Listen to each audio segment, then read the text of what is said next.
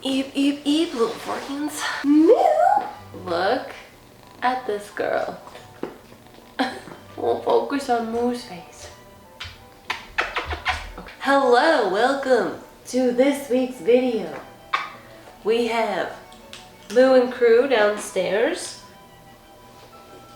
Krusty. Little Davy in her spay belly. Davy gets adopted Friday. Today, we are going to be doing a Q&A. Come a little closer, friend. Not that close. I asked all of my Patreon members if they had any questions for a YouTube Q&A, and they had so many questions that I didn't ask anywhere else. So we're gonna go through those. I'm gonna answer some questions. There's no adventure video today because my wonderful, amazing friend slash editor is on vacation. So I'm giving her a break and I will do this. I can edit. It's fine. Everything's fine. Okay, well, let's get this show on the road. They're wild. Sierra asks, who is your favorite actor slash actress, and what film slash show of theirs is your favorite? I don't have a favorite actor or actress. I never have. I just like movies that give me feelings. I can't tell you how many times I watched Pride and Prejudice. We gotta angle this down just a little bit more because you're missing all the action. I'll just slouch. I think that that's fair. So yeah, I watched Pride and Prejudice for the first time last year, and the first time that I watched that movie, I cannot explain the feelings that I felt watching that movie. Like the moment that they touch hands, she's going into the carriage and he puts her into the carriage.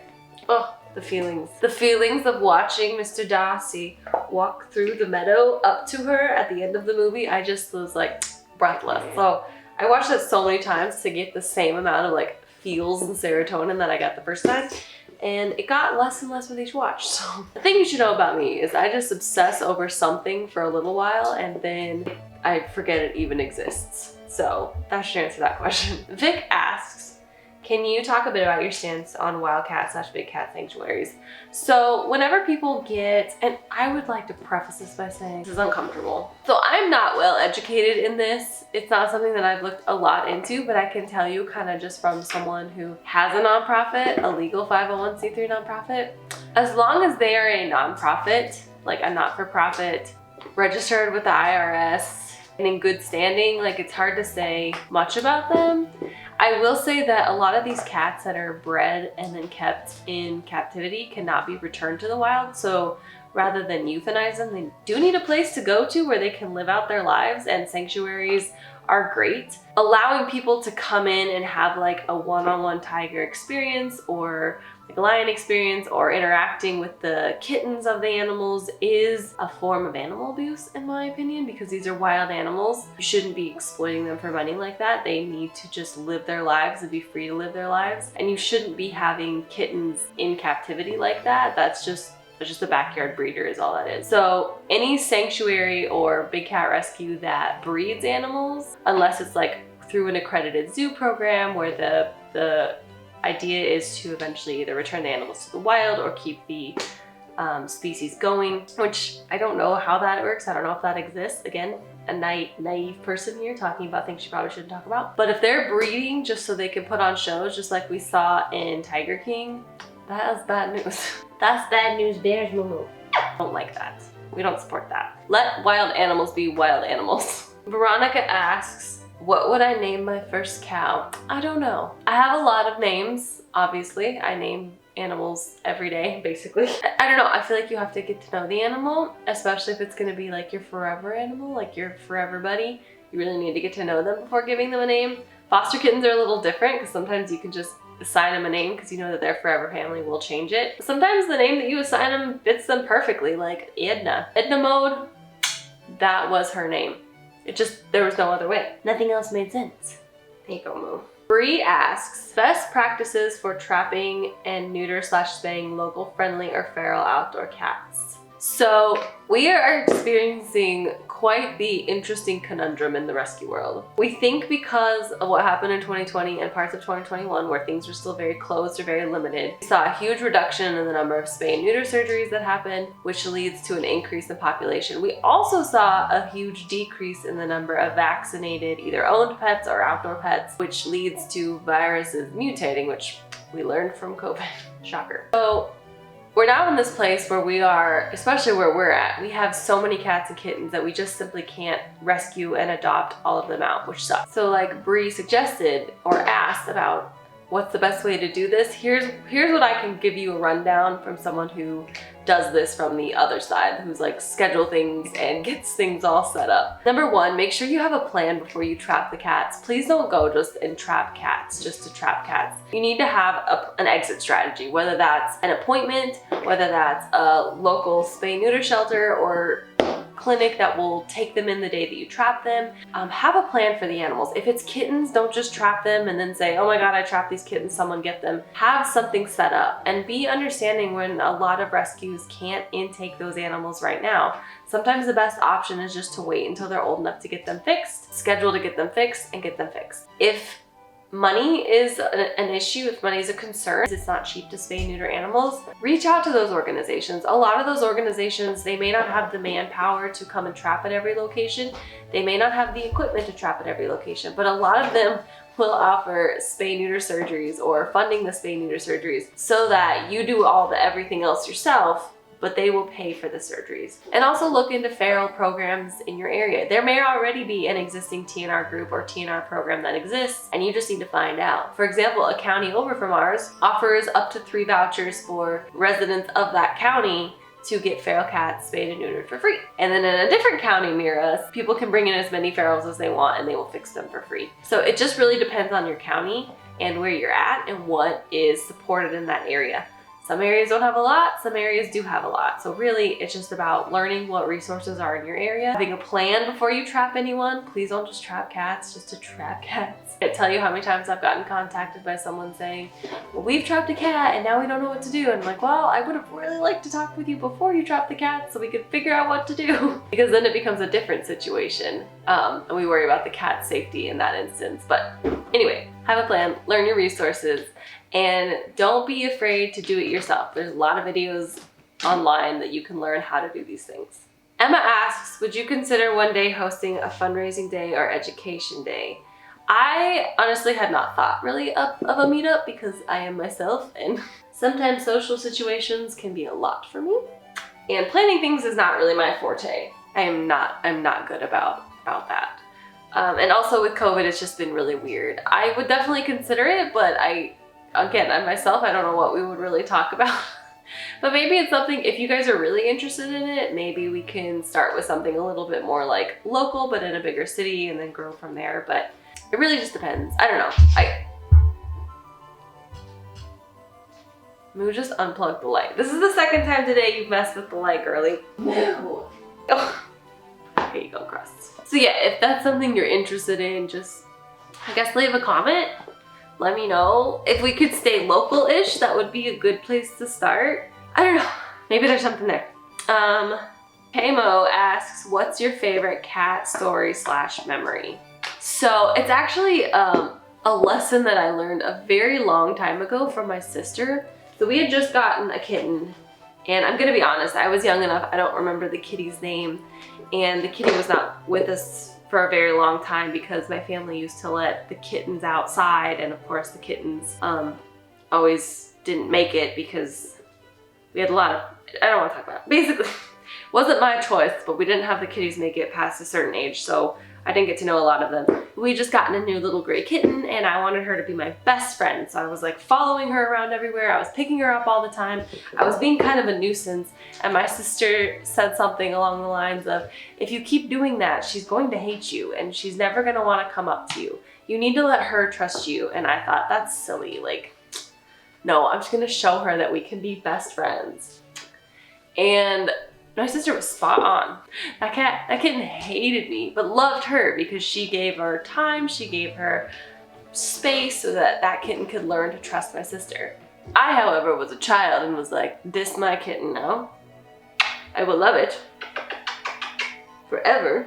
And the kitten did not appreciate that like Moo appreciates this. That is probably one of my biggest memories when I started learning about cat behavior and really learning about consent. What an important word.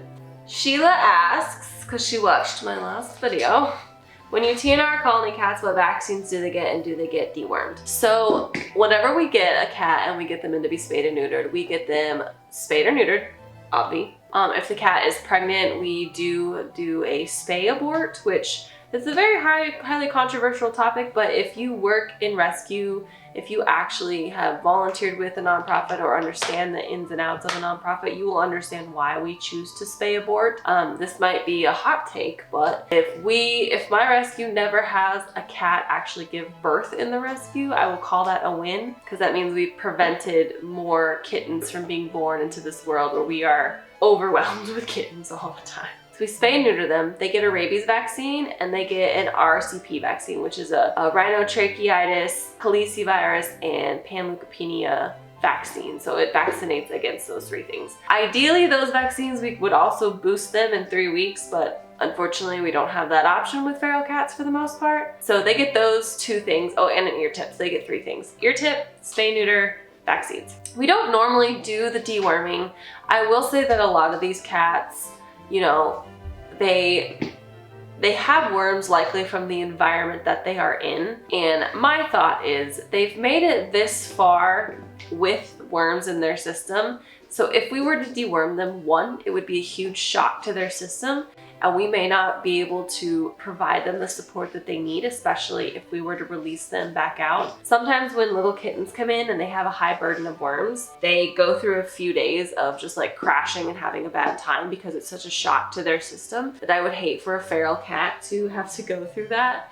And we couldn't offer them support. And also that those worms are in the environment. So if we deworm them, they will likely just get worms again and over and over and over. And so rather than have a shock to their system more than the shock that is already vaccines and spaying and neutering, we usually opt to not deworm. That's just how that goes. That's just my personal opinion. That's what the vets do. I don't have many vets around here that deworm a feral cat. Kamo has another question. How do you count your open spaces in the rescue? Like if a kitten gets adopted, does that mean you can take in any age cat, or does the capacity / space remain at 1 kitten?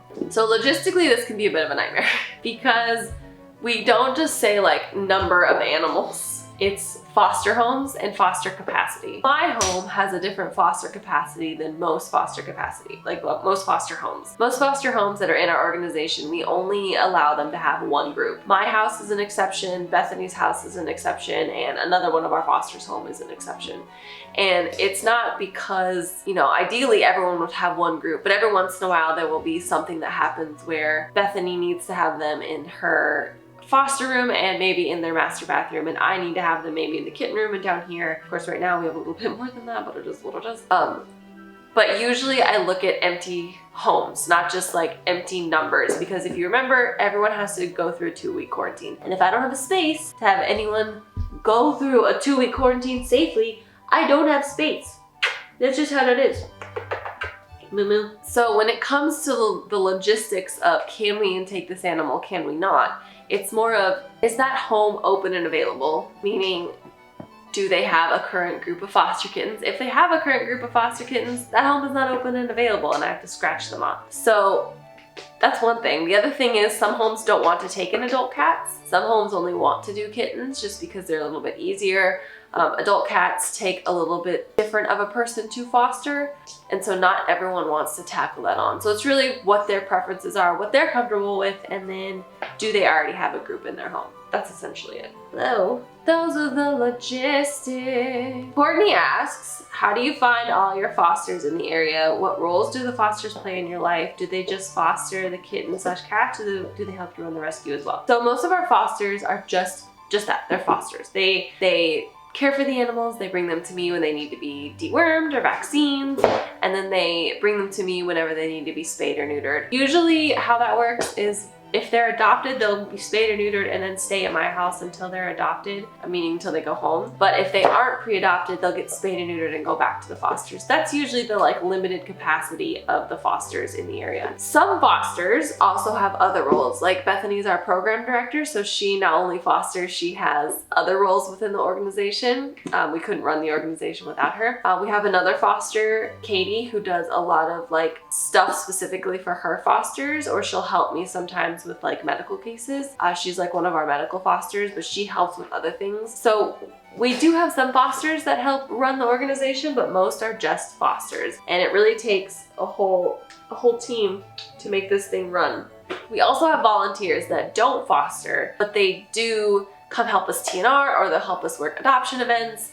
So really there's a lot of people who do a lot of things, but in terms of like running the organization, it's our board members, which includes Bethany and I, and that's basically it. Final question from Courtney. Is there any reason in particular you use the same brand of cat foods for the kittens? What do you do if you have a couple kittens that won't eat the dry food or wet food? So in terms of dry food, I've just found it a lot easier to, if I know that everyone's on the same amount of food, it's not what I meant. So in terms of the dry food, I've just found that consistency is key, and the brand that we do get is the least expensive but the most healthy brand that we can get as a rescue. So it's not like the top end, it's not even like mid-tier, it's like mid-low tier. But it's really just about consistency, because when we're talking about trying to fix poop problems, if all the kitties I know are on the same food brand, if we need to change things up because maybe they have an allergy or maybe we're trying to work through something, I know what they're eating, and so we can change things. Now the wet food, again, it's kind of more like cost and then what they'll eat. So usually we try to start them with the least expensive food that we can get, which is the Fancy Feast kitten. And if they eat it, great. They can have that all day long. But we do have other varieties of wet food specifically to get kittens to eat. So if they're not eating, we will go ahead and try every brand under the sun until they eat something, and then give them that until they are ready to try some of the other food. But really, the dry food is just about consistency. Every kitten I've ever fostered will eventually eat the dry food. And the wet food is just kind of more their preference. I would say 80% of the kittens wean directly onto the the wet food that we have the most of, and then a smaller portion needs something special, and we're always happy to provide that. So it really just doesn't,